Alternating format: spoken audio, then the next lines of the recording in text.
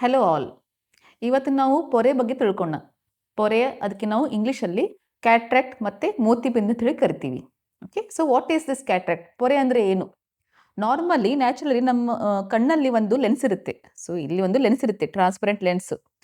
ವಯಸ್ಸಾದ್ಮೇಲೆ ಅಥವಾ ಕಣ್ಣಿಗೆ ಏನಾದರೂ ಪೆಟ್ಟಾದರೆ ಅಥವಾ ಯಾರಿಗೆ ಶುಗರ್ ಇರುತ್ತೆ ಅಥವಾ ಯಾರಾದರೂ ಸ್ಟೀರಾಯ್ಡ್ ಡ್ರಾಪ್ಸ್ ತಗೋತಾ ಇರ್ತಾರೆ ಅಥವಾ ಸ್ಟೀರಾಯ್ಡ್ ಟ್ಯಾಬ್ಲೆಟ್ಸ್ ತಗೋತಾ ಇರ್ತಾರೆ ಅವರಿಗೆ ಪೊರೆ ಆಗುತ್ತೆ. ಸೊ ಪೊರೆ is nothing but a natural lens, transparent lens ಅದು ಒಪೆಕ್ ಆಗುತ್ತೆ, ಅಂದರೆ ಕ್ಲೌಡಿ ಆಗುತ್ತೆ. ಸೊ ಅದಕ್ಕೆ ನಾವು ಪೊರೆ ಅಂತ ಹೇಳಿ ಕರಿತೀವಿ.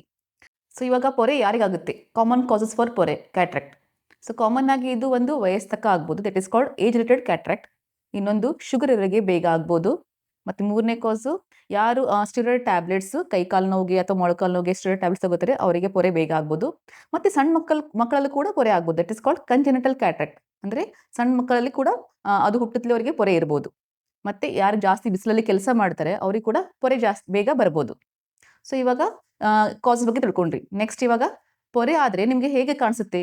ಸೊ ಏನೇನು ಪ್ರಾಬ್ಲಮ್ ಆಗುತ್ತೆ? So symptoms of cataract.